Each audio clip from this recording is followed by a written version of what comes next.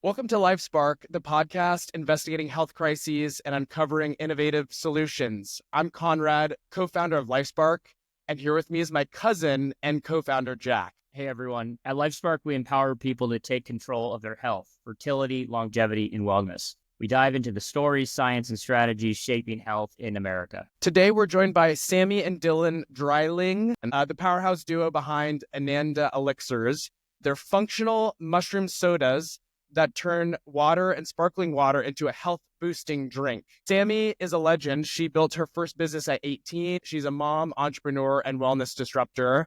Joined by Dylan, co-founder and CEO, who brings his own expertise in business, branding, and personal development, helping take Ananda from an idea to a growing wellness movement. We're diving into the power of functional mushrooms, the future of health drinks, and what it really takes to build a wellness empire as a couple. Sammi and Dylan, welcome to Lifespark. For those who don't know you, can you introduce yourselves? Yeah, well, that was such a great introduction. Thank you. Welcome. So yeah, we are a married couple. We've been working together since the beginning of time. We started out in the wellness world over a decade ago and met through our previous company, which was clean health and beauty products. We both built massive sales organizations and had a multi-million dollar business per year. And during the pandemic, we saw some shifts in that business and really just we're at kind of that turning point in our life where we decided we wanted to do something different. We wanted to be expanded in a new way. We wanted to learn something new and really still use our passion for wellness, but to bring it to the world in our own unique way. And so we created Ananda Elixirs back in 2022. And it's been the most fun adventure over the last 2 years. And I feel like we just went to crazy, like the most intense business school by actually building a brand. It's so different when you're in the trenches, and especially over the last decade, so much has changed. Technology has changed. The world of how we interact with products and shop and all of these things is always shifting. And so it's been a really, really, really cool adventure, and we're just getting started. Yeah, it's been a wild ride, but it's been super worth it for sure. That's awesome. And so I should have asked this at the beginning, but I didn't, of course. So it's Ananda? Yeah. Ananda, yeah. Yes. Okay, Ananda Doesn't, yeah, it's we have a lot of Canadians, and the Canadians automatically say Ananda. Either way, it's fine. It's a Sanskrit word for bliss. You know, when we originally started the business, as you may know, I mean, you guys are entrepreneurs too. So it's like, whenever you start something, it's terrifying, right? Because there's so much uncertainty, especially when you have something that you did previously that was successful, right? So for us, we had the successful business. After COVID, it totally fell apart. So it was like this crazy situation. And we're like, our life is flipped upside down. And, you know, we're going into this new future, this new vision. We have this idea. We have no idea how to do it. But the one question we were asking ourselves is, if we were following our bliss, what would we be doing? Because one of our favorite quotes is by Joseph Campbell, I think. And it's, you know, when you follow your bliss, the universe opens doors where there were only walls. Yeah. And so we truly believe that. And, you know, I think that life is meant to be enjoyed. We're supposed to do the things that light us up, that excite us, that we're passionate about. And the world has the potential to go that way even more with AI kind of being able to take over kind of the mundane, boring things. I think people have the opportunity to step into what they're passionate about, their creativity, and do something that makes them feel alive. And that's kind of what our mission has always been. And we wanted to inspire other people to do that. Go follow your dreams, go follow your passions. And so when it came down to that moment, it was like, what lights us up right now? What would be exciting for us? And that's when the idea came. And so then when it came to naming the business, you know, we were like, well, what's this, you know, what's a word that means bliss that we love? And Ananda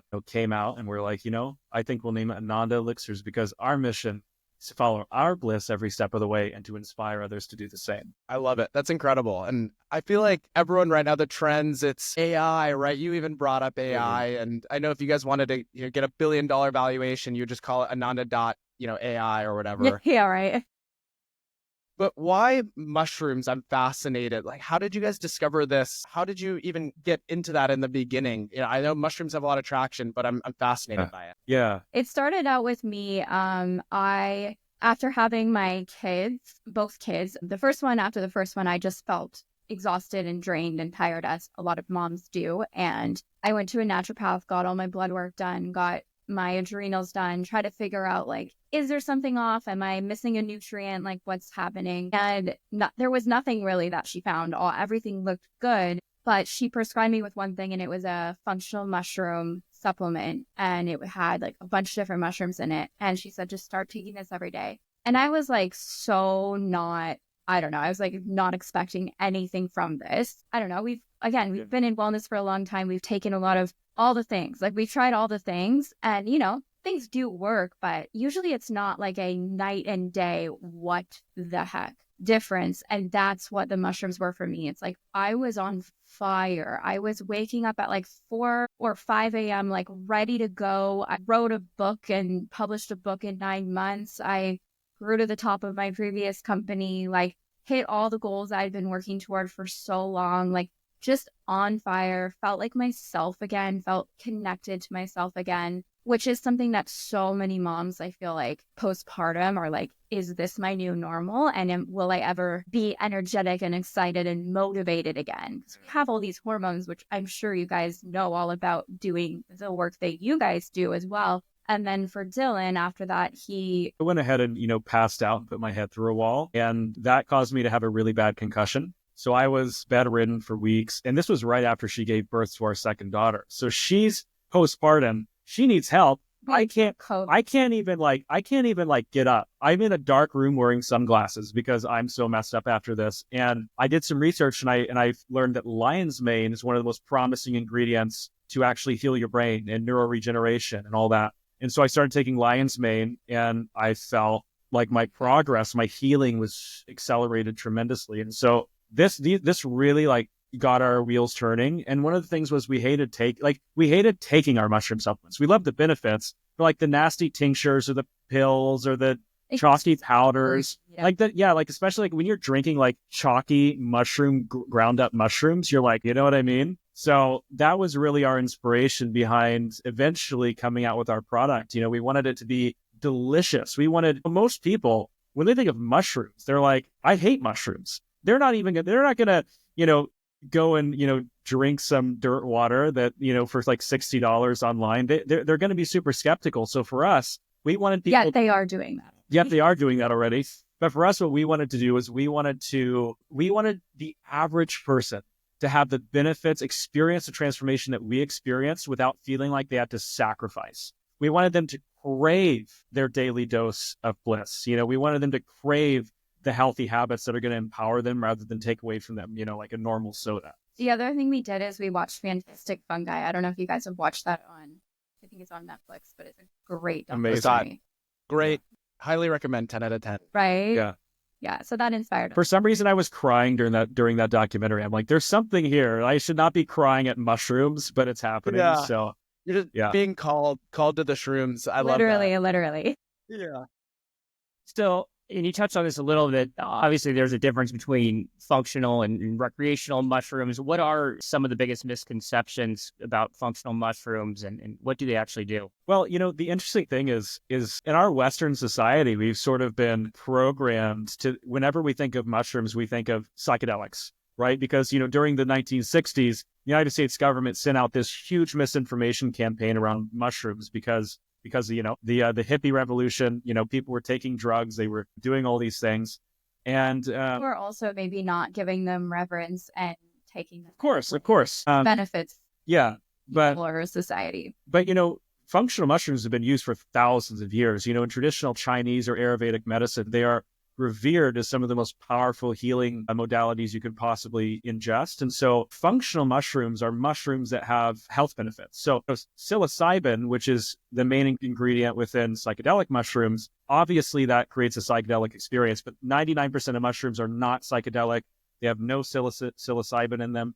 Basically what they do is they have various compounds that help the body function better. Lion's mane, I gave that example. It has two amazing compounds called erinacines and hericenones. And basically what these compounds do is they literally increase a chemical in our body called nerve growth factor. Nerve growth factor is the predominant molecule that your body uses to repair the nervous system and brain cells. The interesting thing about nerve growth factor is it doesn't cross the blood-brain barrier.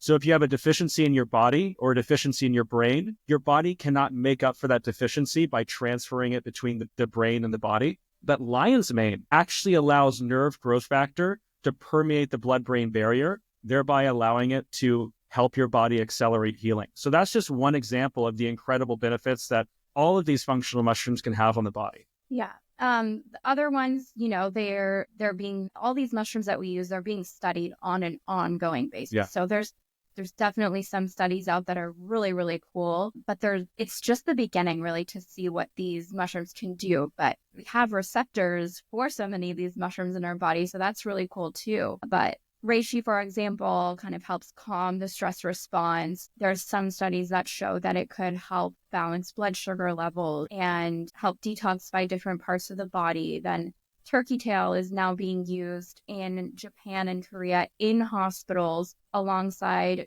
regular cancer treatment because they're finding that it's helping the patients to repair their immune system after getting chemotherapy. So things like that are growing, and we're really at the beginning, I think, of kind of this mushroom revolution. And I think that it's something that everyone, as long as you're not allergic to mushrooms or have a condition that it could, maybe impact too much, that would have to be seen with a doctor. But it should be a daily thing for everybody to take, because there's such great organisms, and they have so much DNA shared with humans. It's crazy. Yeah, there's a lot of benefits involved for sure. And so we just spoke to Dr. Jeff Barkey, who very clearly said sugar is a key factor in our unhealthy society. Why do you think so many healthy drinks still have so much sugar, and how do you guys make yours taste so good without it? Well, yeah, I mean, it's actually interesting because you see these cultural shifts that sort of happen. And, back in the 80s and 90s, there was this really big push to, get rid of sugar. And, there were all these artificial sweeteners that hit the markets. And then in the late 2000s, early 2010s, you started seeing this shift again where people are saying, oh, no, I don't want these artificial sweeteners. I don't even want natural sweeteners. I want sugar, right? So I find that some people are going back to sugar, which is really interesting because I think it's something that people are familiar with, right? They don't recognize that, the side effects of, too much sugar could be very detrimental to the body, whether that's feeding cancer, whether that's, creating insulin spikes, all sorts of issues that causes. So what we did is we used one of the most studied natural sweeteners that's derived from a plant called stevia. It's a plant found in South America. And when you actually chew a stevia leaf, it tastes incredibly sweet. It's almost sickly sweet. I had a stevia plant when we were living in Arizona. And, basically what they do is they extract the sweet compounds from that, and we add it in very concentrated amounts to our product. And it tastes remarkably similar to soda, to even a sugar soda, because we use a stevia blend with different stevia compounds. And yeah, I mean, most people can hardly tell a difference, but you're not getting those blood sugar spikes. You're not getting a lot of the negative side effects of added sugar, right? And especially with soda, in one can of soda, there's like 46 grams of sugar on average or something like that. So an adult should be having no more than 25 grams of added sugar in a day, and people are downing like multiple sodas in a day. Just that is, knocking us way on the opposite end of kind of a balanced, healthy diet in regards to sugar. And it's very addicting and stimulating as well. I think that we need to go back to eating very holistically. Like, I'm a fruit lover. I think eating a fruit, even though some people are now saying it's the same, it doesn't matter. But when you eat something in its natural state versus eating something when it's been ultra processed or even just minimally processed, it can change the way your body reacts to it. They call it like the food matrix is completely different. You could just listen to a really cool podcast on this, but it was like, you could take a handful of nuts and eat them, and then you could take the same handful of nuts, the same exact amount, and blend them, and they're reacting so different in your body because of the way that your body is processing them. So sugar is a really good example of that. When you're eating an apple, pure apple, crunching on it in your mouth, it's going to react so differently in your body, even than when you blend it into an applesauce or extract the sugar from that apple and, put it in a juice. So I think people just we need to find balance. It's always about balance and sustainability, I think. And so we wanted to do something where, people could enjoy the soda. Maybe they could have two. They're not spiking their blood sugar levels, and we're using a natural compound to sweeten them versus a lot of other drinks on the market that are using things like aspartame, which is just way worse than sugar, in my opinion. I think it's toxic, and other things that... Europe is even planning on banning it soon. I just saw a headline pop up the other day. Yeah, so working on banning aspartame. We want to make it like not only a not unhealthy soda, but a soda with benefits. So there's no sugar, there's no calorie, there's no carbs, there's no artificial ingredients, no artificial flavors, sweeteners, colors, dyes, nothing. It's just mushroom extract, stevia, and our flavors, which are all made from organic botanicals. Going back to starting Ananda, you mentioned you guys started many successful businesses in the past before that. Was there one lesson from launching those other businesses that changed your perspective on the science of wellness? Yeah, I mean, so we grew the business that we were in before for over a decade, and it was very much about building community and really creating kind of like this cult following around a product. And we had seen that happen on a global scale. And so that really inspired us on the way we wanted to present our product. One of the main products that we sold before was a clean energy drink. And, the strategies that the company would put out to launch new flavors and have literally millions of people buying it around the world was so crazy. And so we thought the way that kind of we grew that business was, in a way, we could take certain aspects of that, focus on building a community, focus on sharing story-wise, sharing authentically, and then focus on, again, having like a wellness ritual that people enjoy and look forward to and can even come together around. People love to share drinks. And so because our drink is a soda alternative, or even a lot of people make mocktails with them, it has this kind of healthy social aspect of connecting with yourself, taking care of your body, and also connecting with those around you in a healthy way. Yeah. And we're finding that now after 2 years, we're really starting to have this community growing of like-minded people that are loving the product, loving the mission, and sharing that with others. And that was probably one of the biggest takeaways that we had from our previous experiences. Yeah, it's really important. Two things I would add to that. Number one is, excuse me, it's really important to have a community aspect in anything that you're doing, because humans are naturally social creatures. And kind of what we've been, like, we're all sort of like living in these cities surrounded by people, but most of us are more lonely than at any point in human history. So if you're running a business, or even if you're designing a product, it's so important to really understand how humans operate at a fundamental level. Humans are meant to be connecting. Humans are ritualistic. Humans are, they want to feel like they are engaging in this habit that is really fulfilling them in a deeper way. So for me, with our product, I wanted people to feel like they're doing a self-care ritual just by taking our product. They are nourishing other aspects of themselves. They're connecting with other people. They're forming relationships, even though they're just drinking a soda, right? Another aspect of that, when it came to formulating the product, I was always obsessed with formulation. I was always obsessed with, I would always turn around every supplement, look at the back, what's in it? Are these efficacious doses? Because I hate bullshit when it comes to supplements, And so for me, I really wanted to design a product that people would really feel. In our previous company, I absolutely loved a lot of products, but I would look at the back and, they're charging a premium price for a fifth of the efficacious dose. And I'm sitting here and I'm like, people are they see, oh, well, this is a good ingredient, but they don't realize that it's a tenth of what it should be in order to actually give you the benefits. So for me, it was really important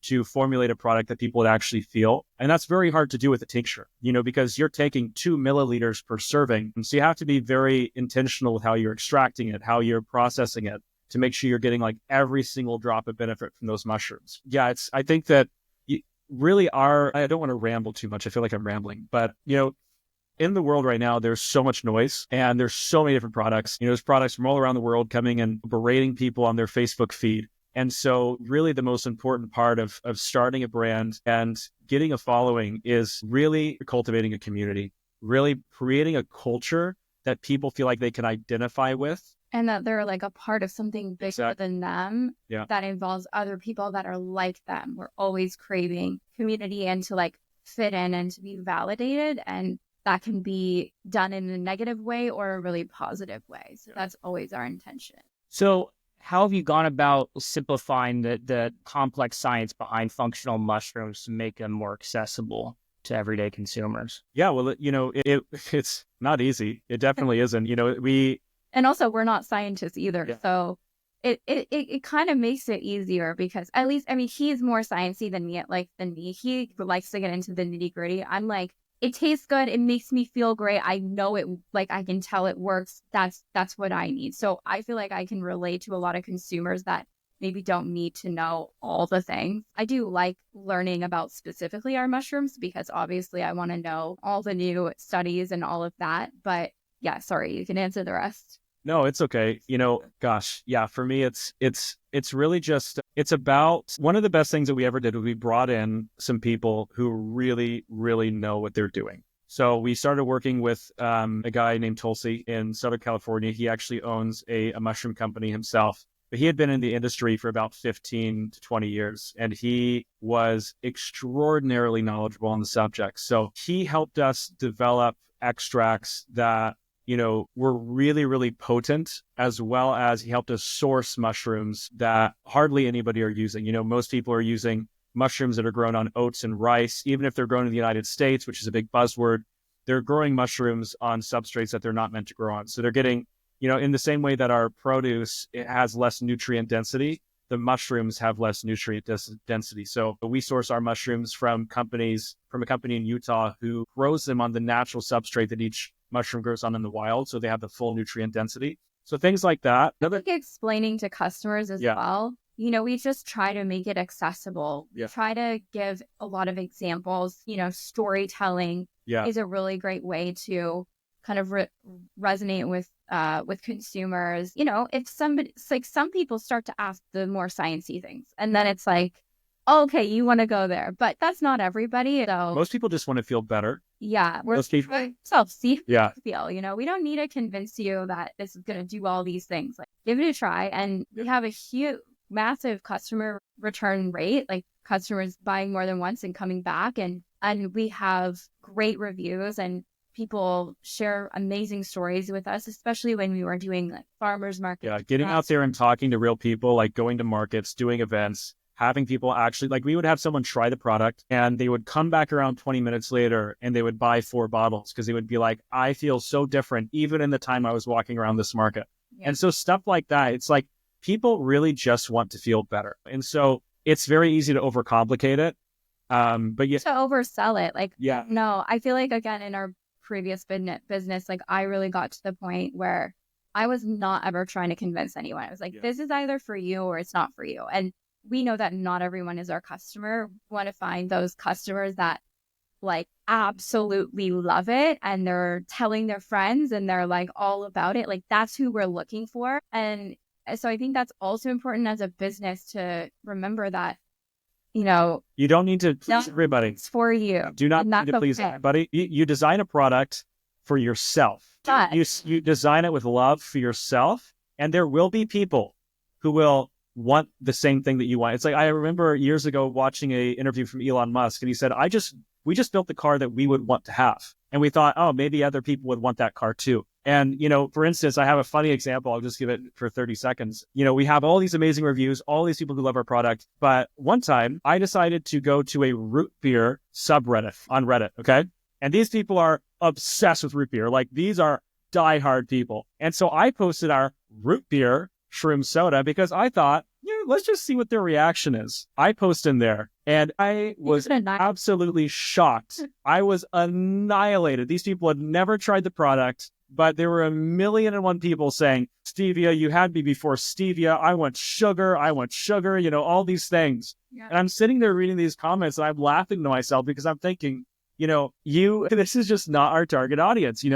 If I try, come out and try it, people try it here. Yeah. And they're just like, this is a beer. Yeah. It's just like root beer. I love this. This is better. Yeah. This is great. So you have to know your audience, because there will be people who hate what you're doing and there will be people who love what you're doing. Yeah. And you have to kind of just ignore the naysayers and the bullshit. And you have to just, find that core group of people who are in love with what you're doing. If you have 1,000 raving fans, that's all you need for a successful business. 20% of your customers are going to do 80% of your sales, right? Yeah. So you really want to nurture that 20% of your customers that are those raving fans. And then those are the people that spread the word to the other potential raving fans. And, you're just always kind of honing in on your actual dream customers and creating the community with those people. Hope that answered that question. Oh, it does. Yeah, we love the haters, Sammi and Dylan. We love them.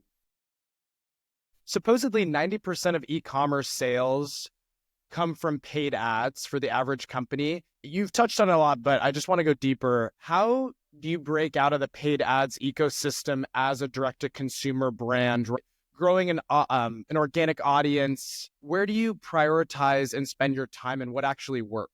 Okay, so I could probably talk about this because this has been my expertise over the past couple of years. Meta ads used to be a lot better. Back in 2017, 2018, 2019, you could throw in $100 into Meta ads and you could make $1,000. Like it was a very different world. What happened is, number one, the economy. So the average person has less money to spend, so they're a lot more discerning with where they put their money. Number two, there was a lot more competition.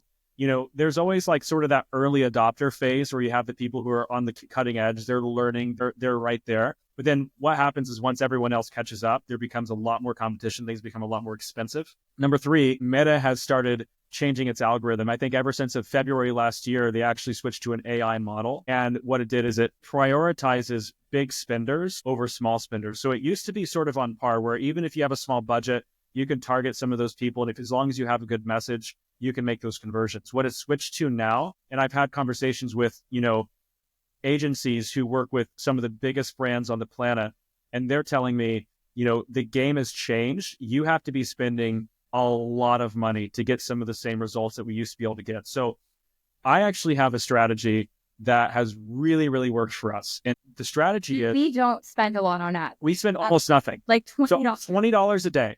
And we're pushing like 15 ROAS a lot of times. And here's what you do.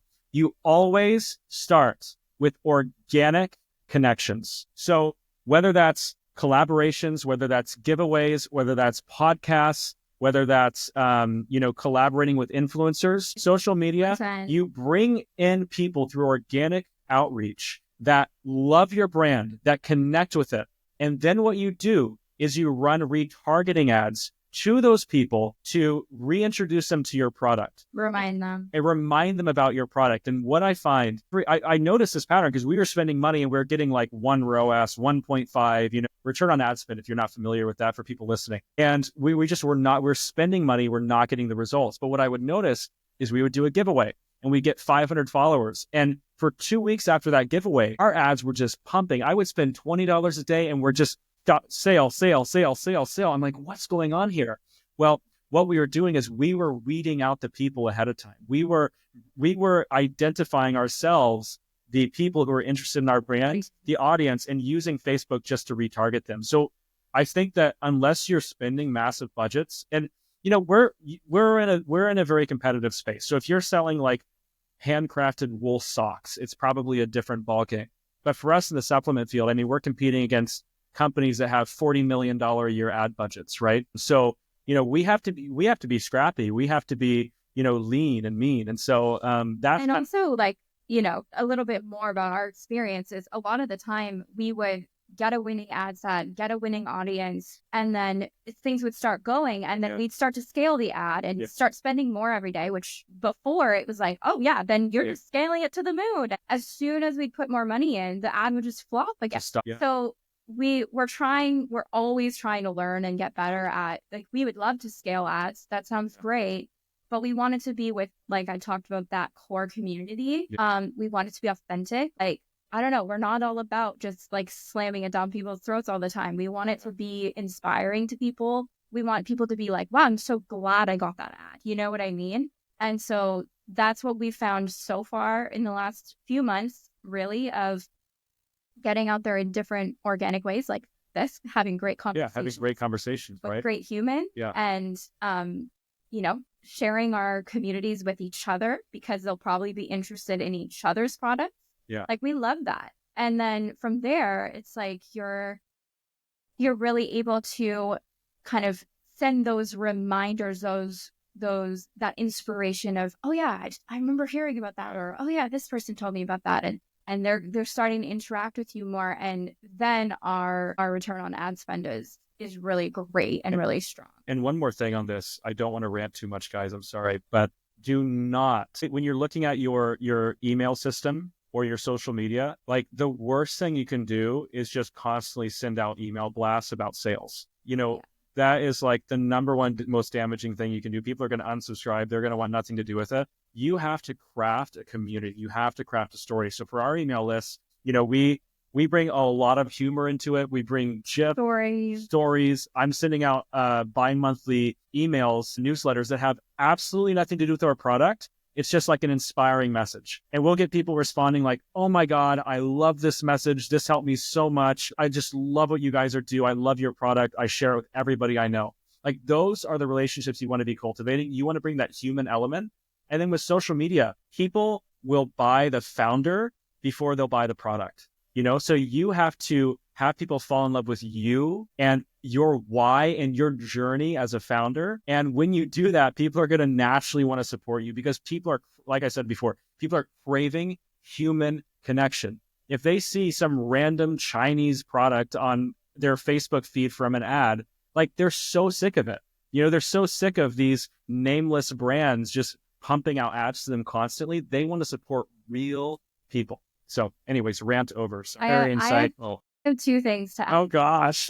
Sorry. Love it. Adam, the people want it. I was going to say that, I think it's also really important to use what has just gone on with TikTok as a reminder that it's so important to build your email list, because we don't own our content or our followers on these social media platforms, and one can just disappear, as we've almost seen. And so I think sometimes brands are focusing on, building their TikTok. They have millions of followers on there, and then all of a sudden TikTok's gone.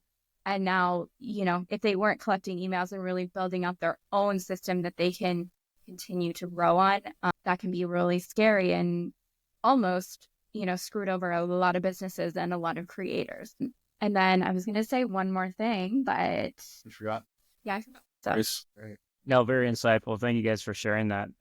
Looking ahead for Ananda, as well as the space in general, where do you see the intersection of biotechnology and functional beverages heading in, say, the next 5 years?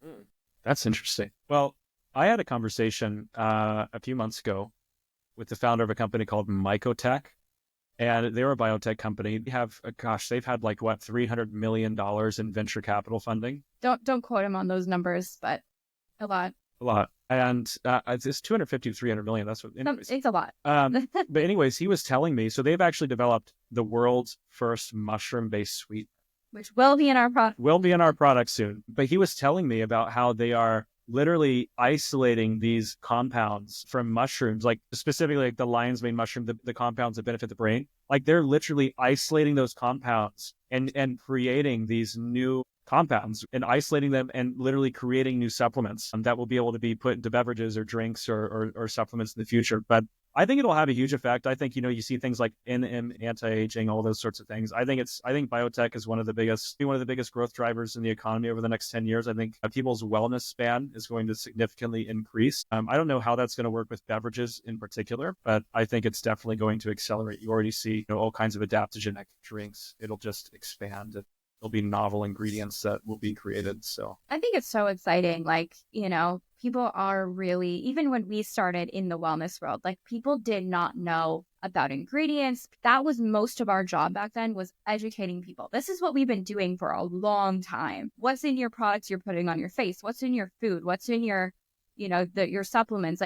What is all this garbage? And why is it here? And why should it be here? And, the company we worked for followed the European standards, and we're having to educate on the 2,000 plus ingredients that are banned there that that are used every day in America, or maybe it's way more than that. I can't even remember now. 14,000. I don't know. It's wild. And so I think I look back at when we started and having to really people were shocked at these things that we were educating on. And now these are the main conversations that we see. These are huge, huge, huge shifts, and people are starting to care about their health and their well-being, and wellness is becoming cool, right? And trendy. And there are so many different communities built around wellness now in so many different ways all over the world. So I think we're just getting started. There's about to be a new revolution. And it's really exciting, and it's really positive, to see how technology and ancient modalities like functional mushrooms can come together and make things even better for humanity. Yeah, sky's the limit. With today's consumers are far more empowered with the control they have over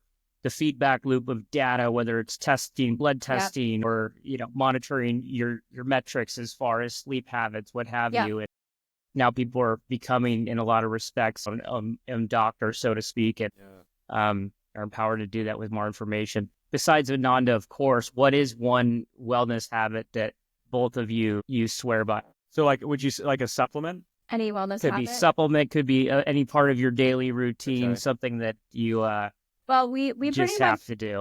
Sauna. Yeah, we do have a really intense infrared sauna that we do a lot. He does it way more than I do. I think there's we go to the gym every day pretty much. I love yoga, mindfulness, meditation, reading, adding to our minds, eating healthy. There was a Finnish study a while back that showed something, and I'm gonna butcher this, but it was something like people who sauna'd at least 3 to 4 times per week experienced a 70% drop in mortality over the 10-year period of the study. 70%. And that's not saying you'll never die, but it shows that there's a significant increase in longevity and your health span. So that, Western medicine's been so focused on lifespan, but there's this growing awareness of your health span. How long are you healthy? So sauna's been a huge part of it. Also, another thing is magnesium. Most people are magnesium deficient and they don't even realize it. They're carrying around so much tension. And, I take magnesium daily. I swear by it. I think it's absolutely amazing. And there's different types of magnesium that can help different things. So magnesium threonate crosses the blood-brain barrier. I find that is amazing for sleep. Magnesium carbonate can be great for the body, relaxing muscles. So that's kind of my little daily ritual that I love. I love my morning routine. I love my meditation. Yeah. I just love filling my mind, filling my body, filling my soul with good vibes and good things. And with the advent of epigenetics, we're realizing more and more that our mindset does affect our genetic response. And so, when we're cultivating healthy habits every day, when we're cultivating a positive mindset, we're taking care of our body, we literally can change our genetics. We can change the health outcomes. Turn on and off genes, which is crazy. So Super Bowl's coming up. Describe your dream Super Bowl commercial. And would it include Pedro Pascal talking about cordyceps from The Last of Us? This is the hardest question. Never thought about this. But you know what? One of our competitors, which again, we love our competitors. We look up to the other brands that are making moves. Poppy, they did a big Super Bowl ad last year. Oh, did they? Yeah. And I'm from Kansas City. I should be watching the Super Bowl, but I don't.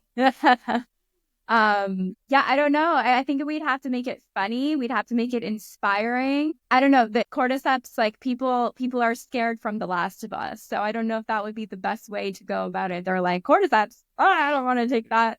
No. That's the hardest question of the night, guys. We're gonna that's tough. I'm gonna have to visualize for that for a little while. I love it. Okay, moving on to something fun here. Okay. We're gonna do a speed round. Great podcasting technique. So Jack and I are gonna go back and forth. We're gonna ask you a quick question, and then as best you can, both answer it in one word. Okay. One word. I understand sometimes it's hard. We will. But we got it. We'll do our best. Okay. First question. First word that comes to your mind when you hear functional mushrooms. Wellness. Health. Okay. One drink besides your own you'll never touch again. Pepsi. Yeah. Worst business advice you ever received? Quit. It's not going to work. Oh, yeah. I'm trying to think in one word. Too risky. Yeah, too risky. Yeah. Too risky for sure. One food or ingredient that should be banned from planet Earth. Artificial sweeteners. Artificial dyes. Working on it. What's harder, running a biz or raising kids? Raising kids. Yeah, probably. Yeah. Doing both at the same time. Okay, if Ananda Elixirs had a spirit animal, what would it be? I actually got that into meditation. It's a white lion tiger thing. White tiger. Yes. I don't know. I have no idea. An owl. One thing that consumers get totally wrong about the functional wellness industry. Jumping on Instagram trends Oh yeah. too Buying quickly. Like almost anything on TikTok. natural sweeteners are all bad. Boycott this, boycott that. Yeah. Without actually learning. Going to extremes. Sorry, that was way more than one word. Okay, if you had to describe your journey with Ananda in one word, Bliss. Expansive. Most ridiculous wellness trend you've seen. Drinking your own piss. God. I have to be careful. You can't beat that, can you? You can't beat that. I don't know. I've been vegan for like 12 years, so I just I can't see the raw milks and the raw meat. Oh my! I'd rather eat raw liver than drink my own piss. Are you kidding? Sorry, I win that one. Well, yeah, that's a weird one. Yeah. But you said it already, so Yeah. I'm trying to do something different. okay, if Ananda Elixirs had a celebrity spokesperson, who would it be? Jason Jason Mraz. Consensus. Love Jason Wait, Mraz. can you give a quick expansion on that? Why? I love everything he stands for. You know, he's all about positivity. He's all about getting back to the earth. He's about bliss. Love his music. He's one of my favorite artists. And I just feel like it would be like match made in heaven because we Jason, stand. if you're listening, Yeah. we'd really like to talk to you. Yeah. Yeah. We'll get him on. Next product at Ananda. Can't tell you. It's too groundbreaking. Ooh. Ooh. There's a few. It's something I had this idea 2 years ago. It's something that nobody has ever done, but it will literally, it'll be huge. That might not be the next one though. We'll see. We might have a topical to go with our Glow for It product. We might come out with a really cool topical like inside and out skin health.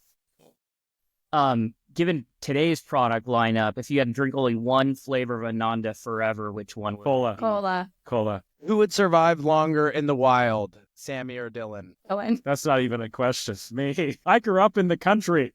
I'm a country boy. Okay, this next one might be confidential, but what's next for Ananda? Well, for us, it's getting in front of more people. Yeah, spreading the word. Spreading the word. Yep. We're still a little secret Yeah. company. Wraps up the quick fire round. That was That's fun. right. I love that. So final question for the day, a little takeaway for our listeners. What's one simple change people can make today for better health? You go first. Love yourself. Love yourself. Take care of your vessel, body, mind, soul. That's important. That's the foundation of it all, I think. Yeah, I have to mirror that as well because, you know, it's like everything that you do externally is a reflection of what you're doing to yourself internally. And so I think that there's a lot of people who are constantly trying to compensate for something by going into all these extremes with their wellness routines. But I think that if you come at it from a state of balance, you can really optimize your health from a holistic standpoint rather than constantly chasing the next trend. Coming from wholeness versus coming from lack. A huge shift. For sure. Amazing. Before we sign off, where can people find you? You can find us on all the social medias pretty much at Ananda Elixirs, ANANDA Elixirs, Ananda. which you guys will have in the show notes. Yeah. So, and then AnandaElixirs.com is where they can. Find all of our products. Yeah, for sure. I love it. Guys, this has been amazing. Thank you for coming. We really Thank you appreciate for it. having us. Yeah, thank you. It was so much fun. Great Thank you, chatting guys. with you guys. Such a blast. Thanks, guys. Thank you. Thanks.